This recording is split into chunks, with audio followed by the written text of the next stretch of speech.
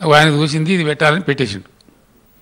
పెడితే ఇది ఏంటంటే మీరు రెగ్యులర్గా ఏదైతే మీకు వ్యవసాయమో లేకపోతే మంచో చెడ్డనో ఇంకో వృత్తి ఏదైతే ఉందో ఆ పని మీది మీరు చేసుకుంటూ ఒక గంటనో అరగంటనో అది డైలీ కంపల్సరీ కూడా కాదు. వాస్తవానికైతే ఒరిజినల్ స్కీమ్ ప్రకారం ప్రతిరోజు మీరు పనిచేసే అక్కడ కూడా లేదు. ఇది చేసుకుంటే అదనపు ఆదాయం కొంత ఇది చేసిన దానికి మీకు అదనపు ఆదాయం అని చెప్పి ఇస్తామని చెప్పారు. దాంతో మన దగ్గర ఈ యూనియన్లు పెట్టించేటోళ్ళు స్ట్రైకులు చేసేటోళ్ళు ఇదో దందా ఉంటుంది రాజకీయాలు. నేను వాస్తవం చెప్తున్నాను, ఉన్నట్టు చెప్తున్నాను, మీకు నిజం తెలవాలని చెప్తున్నాను. అట్లా జరిగి యూనియన్లు పెట్టించి అది రాదని తెలిసి సమ్మెలు చేయించి మిమ్మల్ని ఊరేగింపులు చేయించి లేని గందరగోళాలు సృష్టించి ఎందో వస్తుందో ఆశ కల్పిస్తారు. ఈ విధంగా కన్ఫ్యూజన్ క్రియేట్ అయిపోయి పెద్ద గందరగోళం అయిపోయి మీరు రోడ్ల మీద కచ్చుడు, అక్కడక్కడ కొంత ఎక్కువైతే పోలీసులు మిమ్మల్ని కొట్టుడు, అంత పిచ్చి పిచ్చి అయిపోయి ఒక గందరగోళ పరిస్థితి వస్తుంది. అంతేనా? మీది ఉద్యోగం కాదు వాస్తవానికి, మీకు ఇచ్చేది కూడా ఇన్సెంటివ్ కదా, ఇన్సెంటివ్ కమిషన్ లాగా ఈ పని చేసినందుకు ఇంత అని ఇస్తారు. మళ్ళీ మీకు డ్రెస్ వేయించిరి, డ్రెస్ వేసే వరకు మేము ఉద్యోగస్తులను మీరు అనుకుంటారు. అంతే కదా? ఇదంతా ఎట్లా తయారైందంటే గందరగోళం తయారైపోయింది. అయితే ఉన్న వాస్తవమేమో ఇది. ఆ డబ్బు గవర్నమెంట్ ఆఫ్ ఇండియా ఇస్తాం. ఇప్పుడు వీళ్ళకి ఇచ్చేది 60-40, 60% గవర్నమెంట్ ఆఫ్ ఇండియా, 40% కేంద్ర రాష్ట్ర ప్రభుత్వం కలిపి ఇస్తారు. మీకు ఎంత దొరుకుతుందమ్మా ఇప్పుడు ఒక మనిషికి? 1500, 1700, 2000 లోపు దొరుకుతుంది సార్. అందరికి కూడా 2000 లోపేనా? అందరికీ 2000 లోపు వస్తుంది సార్. దీని మధ్యలో కూడా కోత పెట్టడం కూడా జరుగుతుంటది. 1500 వస్తే 300 కట్ చేసి 1200 ఇవ్వడము.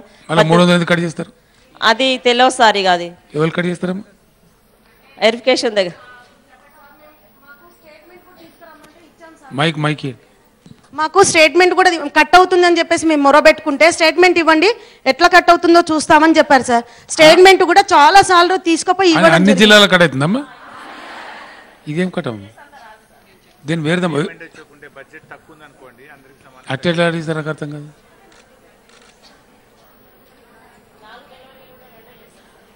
మేము కష్టపడి ఎలాగైనా తిప్పలు పడి మా కేసులు అంటే మా ఊర్లో ఉన్నటువంటి కోడళ్ళు అలా అమ్మగారి ఇళ్ళకి వెళ్ళిపోతారు సార్. మా ఊర్లో ఉన్న ఆడబిడ్డ మా ఇంటికి వచ్చేసినప్పుడు మేము ఆ కేసును ఫాలో చేస్తాం సార్.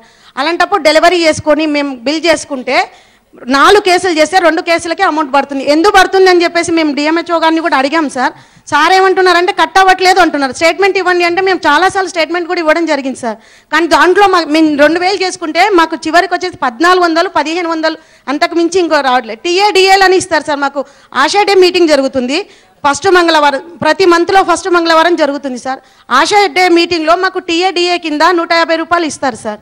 అయితే అక్కడ మాకు ఆ రోజు మేమే చెప్పాం సార్. ఎందుకు అనాలంటే మేము ఆల్రెడీ టిఫిన్ తెచ్చుకుంటాము, మాకేం వద్దు అని చెప్పాము. దాని కింద మాకు అమౌంట్ వేస్తా అన్నారు.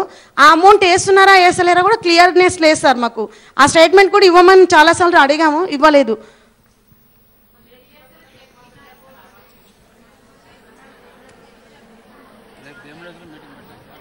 ఇంకెవరైనా చెప్తారమ్మా? ఆ మైక్ ఏంటి?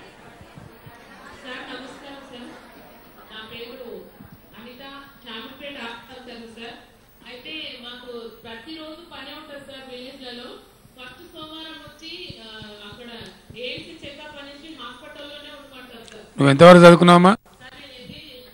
ఎంఏ చేసినావు, మరి నువ్వు అడగద్దా? కాదా మనం పొద్దాక 10 గొర్రెలు